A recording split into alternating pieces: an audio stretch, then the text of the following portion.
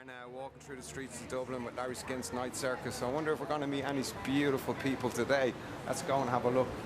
Well, look who it is. Larry Skynt, how are you? Good to meet you. Good to meet you, Larry. Pleasure to meet you. A gentleman and a scholar, John Mcnamee, character of Dublin City. One of the few left, they say. How would you feel about that? Well, it's a distinction anyway. It's a distinction, you know? Right. Sometimes I think when people are called characters, it's a bit demeaning. Yeah, I could get that as well, but do you feel it's out of respect people are saying this about yourself from your poetry? Well, it's a double-edged innuendo, you know? It's a double-edged. Sometimes I think that people are different, they're a bit castigated and put down because they are different.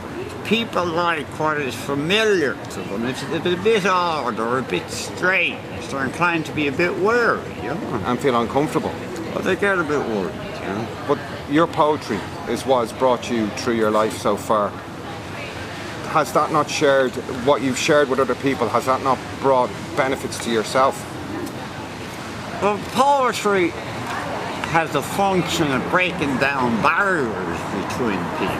Exactly. So the function of a poet, I think, is to see beauty and report it. Right. And how long ago did you start reporting on beauty? Well, 11 years of age, I was on my summer holidays from school. I was wild, I was climbing trees, playing in a nearby graveyard. In Drumcondra? In Drumcondra, Hootwood Road. Back at the hospital on Hootwood Road, there was a graveyard. So that was a source of great investigation and exploration. But I cut my knee and I had to go to the hospital. The doctor put in the stitch too deep. I developed osteomyelitis, a very serious bone disease. A month in hospital, it seemed like a year. I missed home and family and my friends. I was hugely depressed, fed up. I cadged the pen off one of the nurses, and on the sheets of the bed, I tried to write a poem about the nurse. So that's how I began writing poetry. And you travelled a lot with your poetry. Well, you travelled a lot looking for work because it was the bad old days in Ireland back then. No. Yeah, so you ended up in Canada and America. And Iceland. I spent 6 great months in Iceland. And what was it about Iceland that sticks in your memory? Well, I remember the conversation. Iceland has the highest rate of adult literacy in the world. Right. Very literate people. I visited the art galleries, I visited the book shops, visited the coffee shops, explored Reykjavik, went to dances, got a job on a trawler, which was very tough, out in the Arctic Ocean, 20 below zero. That was a particularly bad winter, when 4 British trawlers sank, 2 of them with all hands on deck. So you were living on the edge, literally. I was it was a very rough experience. I couldn't have handled another trip. Eventually I got work in a fish factory, managed to make the airfare to New York, arrived in Greenwich Village, May 1968. Robert Kennedy running for president. There are exciting times in Detroit. I heard Robert Kennedy make a very famous speech. Some men look at reality and say why. I look at reality and dream and say why not. Spent time with 2 brothers in Toronto who were very anxious that I should settle down and become just like them. I had other ideas. I hitched from Toronto to bounce from the Rocky Mountains, got a job as a busboy. And was this the first place you performed for people as well, wasn't it, in the rock? Yeah, they had a little social group. A bunch of Christians had a little club, and people from the Banff, very famous School of Fine Arts in Banff. Writers from the school used to come down and read the poetry, and I summoned enough courage to read a poem, and my knees started knocking. I was terrified. It was frightening. Did you get through it? I got through just about. And what was the reception to your first oration? I think somebody clapped, maybe 2 people. That was it. And you were also an alto man. Well, after Banff, I ended up going up to Edmonton in Alberta, ended up working in a hostel for homeless people in Victoria, Vancouver Island, hitched down to Los Angeles, got a lift from a vegetable trucker bringing vegetables to the market in Los Angeles, arrived exhausted in Los Angeles. And were you just living on your wits at this time? Oh, yeah. It was done before. The wagon trains did the same thing. So you replicated their experience almost by just rediscovering America for yourself. It was an adventure for me. But I got a job in the Miramar Hotel in Santa Monica as a busboy, and I had somewhere to live. Then I got fed up with Los Angeles. It's a bit of a shallow town, not what I was used to. Went up to San Francisco, got involved with a youth group who got churches opened up for homeless people, and that was the best year of my life. 1969. 69, swinging 69. So that was a good year. We had the Grateful Dead, Miles Davis at the Fillmore West. The Indians took over Alcatraz. They were on the poetry benefits for the Indians. And there's a number of beat poets there. Lawrence Ferlinghetti, Gregory Corso, Gary Snyder, Michael McClure. I heard Gregory Corso read his eulogy to Jack Kerouac, who died that year, as did John Steinbeck. Gregory Corso began the poem by saying, "Nothing happened in America that you didn't know about, Jack." That was good. Was this? Did you have genuine respect for these people, or were these people just you were just discovering? I don't know. I would have read some of them. I had time to read in City Lights bookshop. Right. They were well known. And then later on that year, in December, 400,000 people showed up at Altamont Speedway to see the Rolling Stones pay their farewell tribute to the American fans. I had long hair, as did most of the people at that concert. I was part of a movement. And did you believe in that movement? I did. I'm full of idealism. I was reading Stolen Ice, Eldridge Cleaver, the autobiography of Malcolm X, right, the works of James Baldwin. And did you think it was possible that there was going to be a change? We all did. And when did the realization happen? Well, Altamont would have played a part. The time that black man was killed by the Hells Angels in Altamont, that more or less was the end of the 60s. The dream was over. Right. I missed home, missed family. Decided I often didn't feel like settling in the States, so I headed for home. And of all the people you met, who sticks out the most in your travels? I met Tennessee Williams in a bar after one of his plays was performed at the Roundhouse in London. That was quite an event meeting him, because the day before I read his article in the London Times about all the jobs that he had before he became a playwright. And there was some boring jobs, amongst them plucking feathers off chickens. And reminded me of some of my own jobs. So I questioned them, how are all these good jobs? Oh, they're all good jobs, all good jobs. He recognised your talent in a way, didn't he? And when I read him a poem, he stopped me reading the poem. He stopped me with the line, I keep busy to cope with my loneliness. Then he remarked, that was a mighty fine line. Then I finished the poem, he said, that's a good one. How did that make you feel? Oh, that was good for me. And it's a tough road to follow being a poet. You've published several things along the way. You published in London, you published in Ireland, and you've appeared. Has it been a good life so far for you? It sustained me. The strength comes from writing. Right.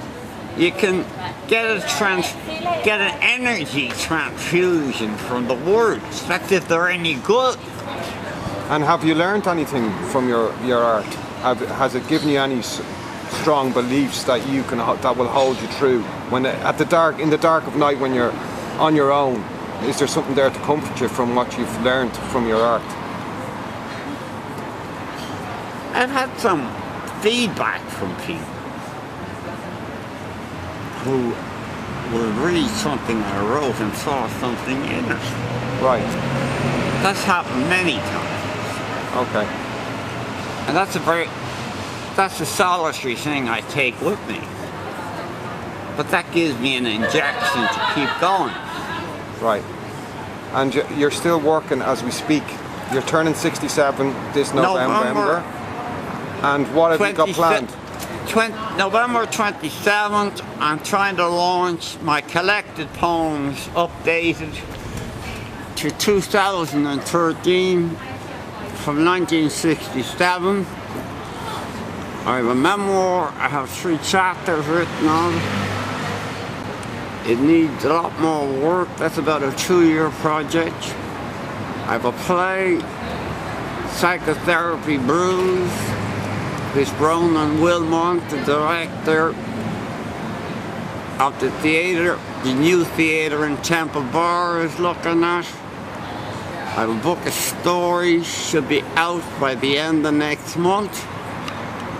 And that's enough to keep going. Well, you're not lying idle, that's for sure. Living legend, may I say that, John? Say what you like, Larry. Well, woods not behind my back, that's what they say. Thanks very much. You're very welcome. The pleasure is with your company. And now John is going to perform some pieces for us.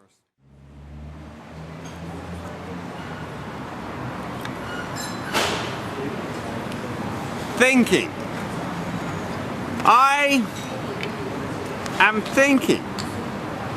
I am thinking when I wake up. I am thinking at noon. I am thinking in the afternoon. I am thinking on the bus. I am thinking getting off the bus. I am thinking while I'm in the shower. I am thinking while I'm shaving. I am thinking listening to music. I am thinking while I'm walking. I am thinking while I'm talking. I am thinking about things I did not think could be thought about. I am thinking about beautiful women. I am thinking about what beautiful women think about. I am thinking about the people I have shortchanged. I am thinking about the people who have shortchanged me. I am thinking why there's not enough short change to go around. I am thinking about people who've been around. I am thinking about people who are going around and around. I am thinking about people who never got off the ground. People who got stuck in the mud. I am thinking about people who go into bars at night. I am thinking about people who would not set foot in a bar at night. I am thinking about who picks up the tab for thinking. I am thinking about the feeling I had when I was sinking. I am thinking how hard it was swimming to the shore. I am thinking it is better to swim than to drown. I am thinking that the sharks think very seriously indeed. I am thinking dolphins still survive and play happily. I am thinking I'd rather be a dolphin than a shark. I am thinking a lot of sharks are not very happy. I am thinking if you're not happy, that's your problem. I'm thinking I'm happy. This poem is called To My Father. He died 1975. Shortly before he died, the world was full of talk about the generation gap. Time magazine had a feature story about the generation gap, but I think the generation gap is as old as the caveman. The poem's called To My Father. Towards the end of your life, you suffered mentally, just enough to add to your greatness, though it made you gruff. Through the dark spring days, when the 1950s rain tapped on the roof, we struggled with one another and struggled on. You were happiest when I had a steady job and wasn't dependent on anyone for a jar. What I wanted to do wasn't what you thought I could do, so there was a problem. I knew you worked for 45 years for the GNR, the Great Northern Railway, so I became famous for staying in the same job for a week, a month, or a day. You were clerking from Keady in South Armagh to Clones in Monaghan, where you met my mother, to Belfast, to Dame Amiens Street in Dublin, filling out invoices to greatness. I watched you with admiration tend to the vegetable plot in the back garden. A gentle smile on your lips. Your large peasant frame seemed to gain great peace from the quiet work as I basked in the sun, trying to read The Vicar of Wakefield and The Man with the Golden Arm. On Red Brick Terrace some of them Condry evenings, while you were studying the lettuce, carrots, scallions, radishes and rhubarb, I from behind the book would ask, when will the loganberries be ripe enough to eat?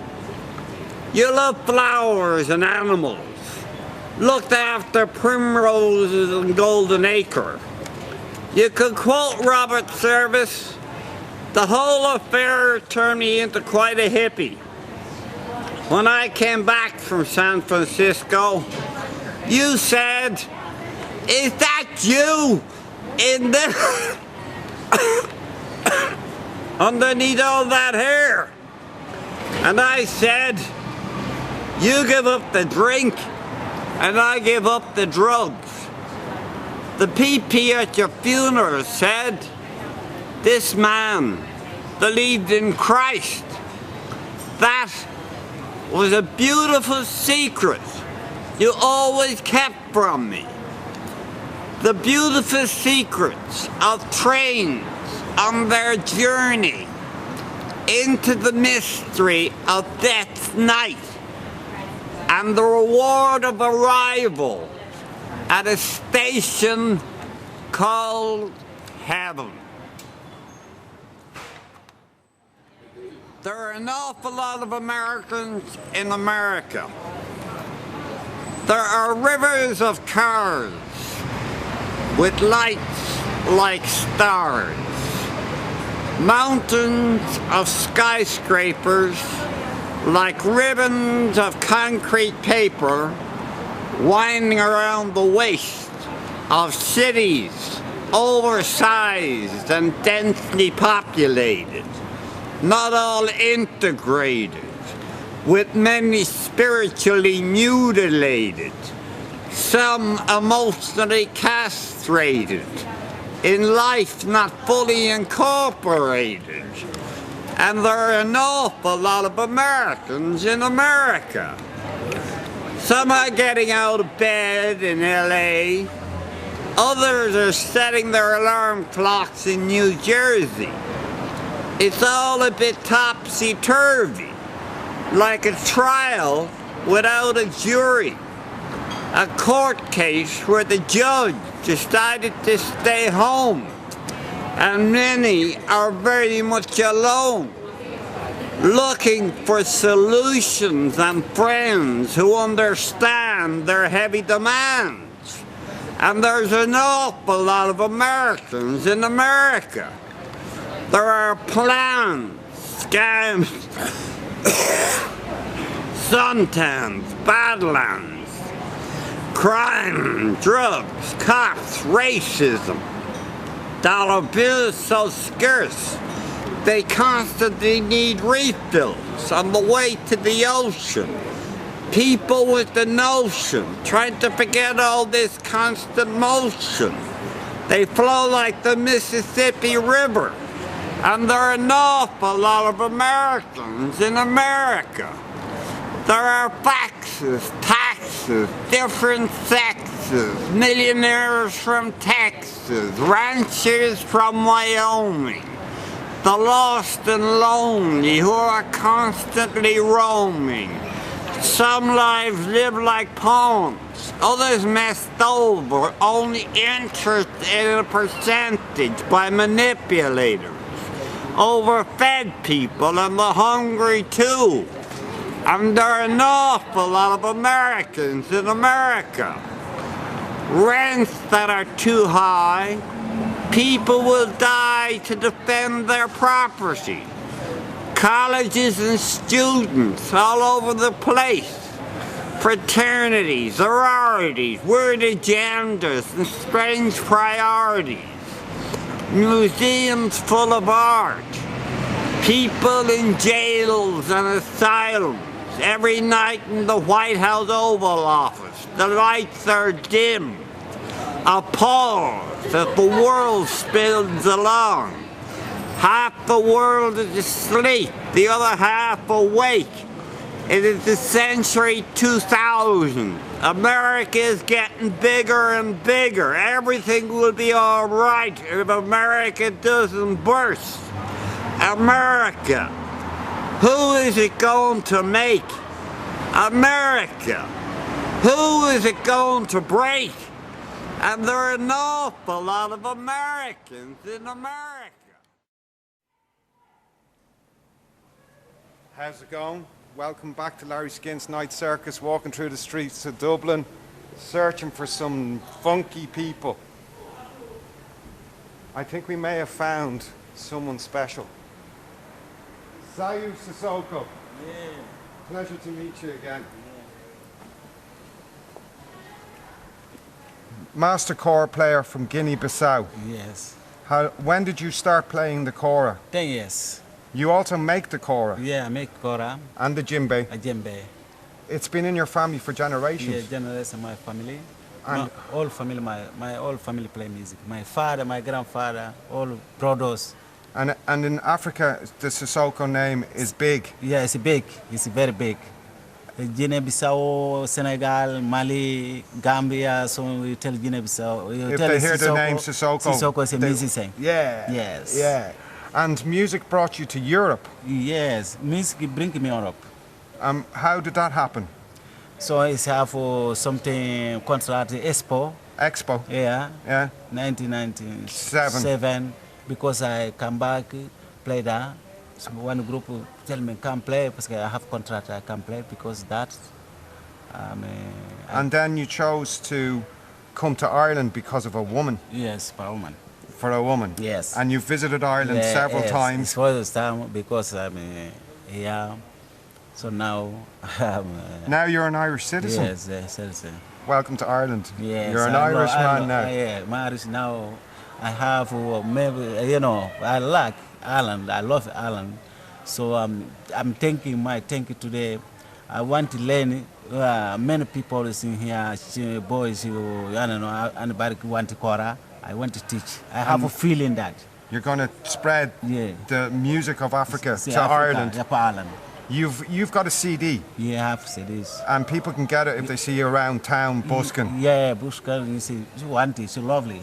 You see, people tell me what is instrument, what is instrument, what is instrument. It's like, it's lovely. It's lovely. It's I said, magical. Yes, magical. I tell you, yes. So now it's Africa, man. Now it's Ireland. Yeah. So I want to learn. So maybe I You open teach- a school. What I have possibility, I open school. I teaching. I people. hope so. I hope Yeah. so. You recorded your CD in Portugal, your first CD, Yeah, but you want to make another CD. Yeah, I want to make another CD. It depends what I have something possibility. I have money here, I make CD. Because And- I have another songs. It's very important because it's something mix.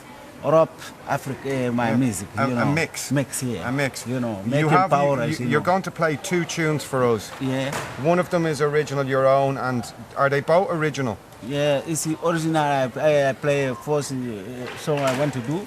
So it's the name of Mama. Mama. Yeah. And what's the other tune you're going to play? Yeah, Mama. Mama, and the second tune? A second tune, Jarabi. It's Jarabi. It's happy day. Great. Everybody want happy. I'm looking This forward is- to hearing yeah. it, Sayu. Yeah. Thank you very much. Thank you. Thank you. This is Larry Skynt's Night Circus, and now we're going to see Sayu Sissoko.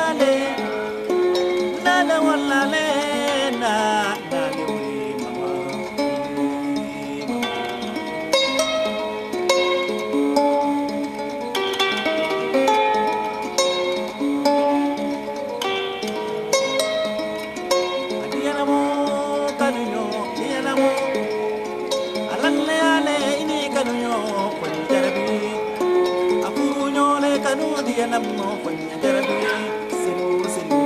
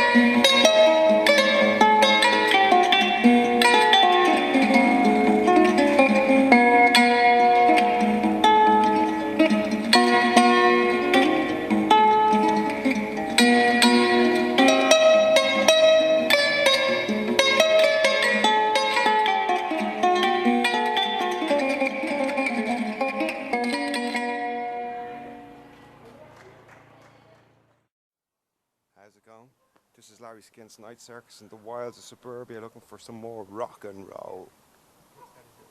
Oh, look. This looks like a band. I think we're close to our target. Yeah.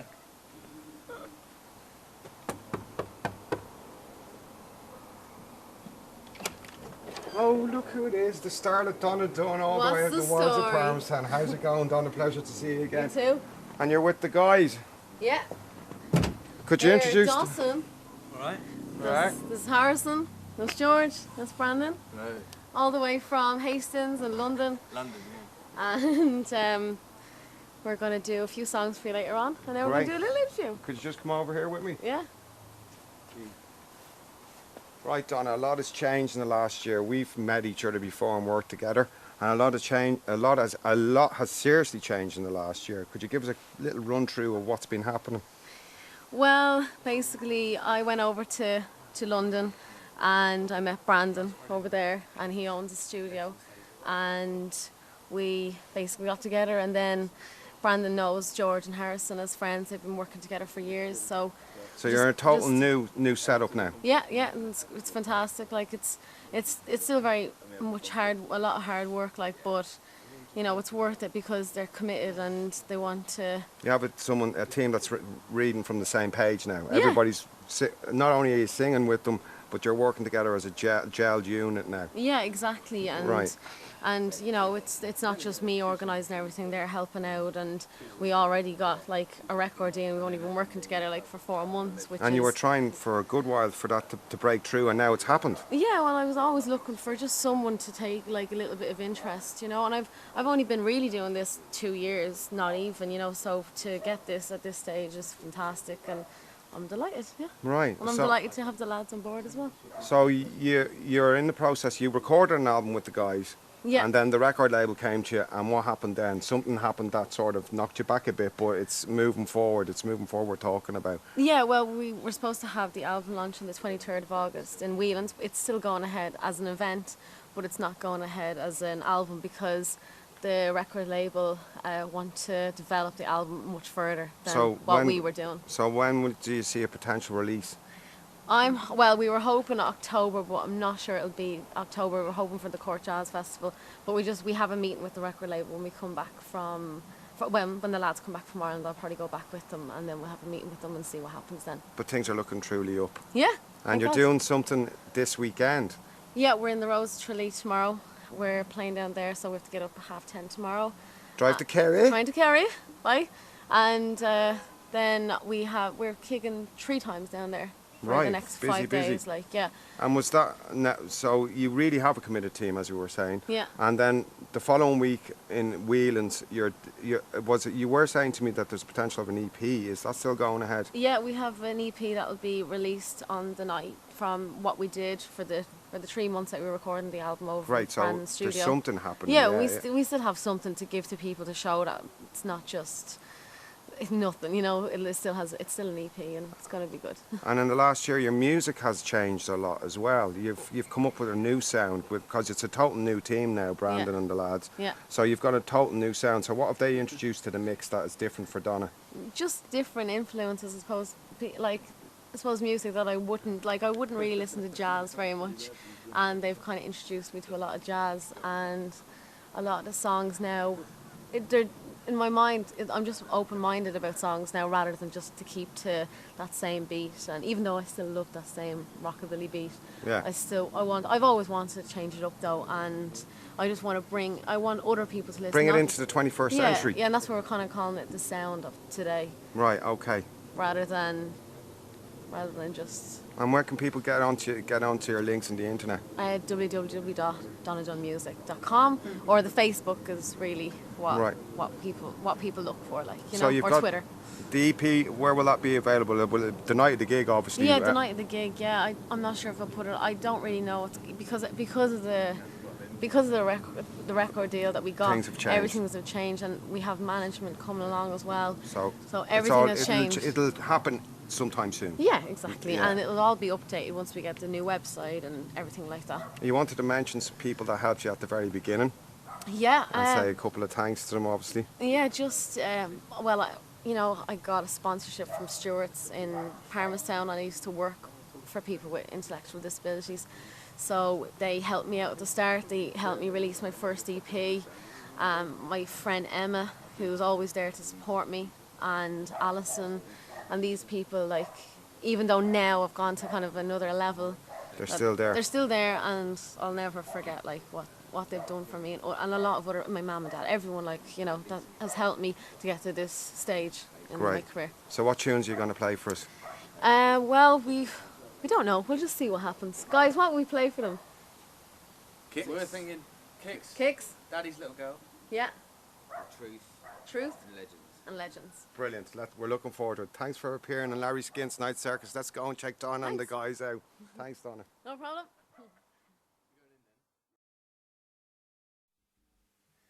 How's it going, everyone? This song is called The Truth.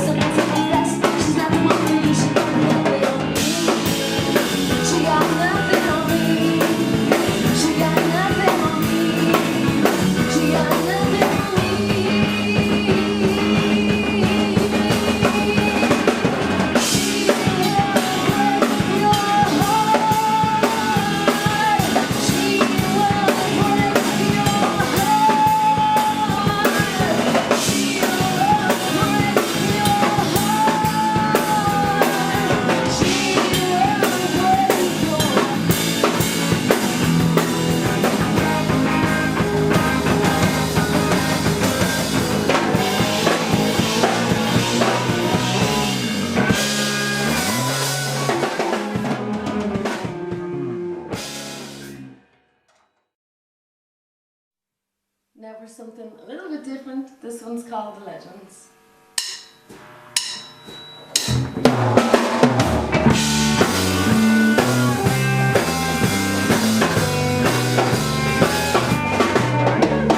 Here's a story I would like to tell about the legends who I didn't know so well.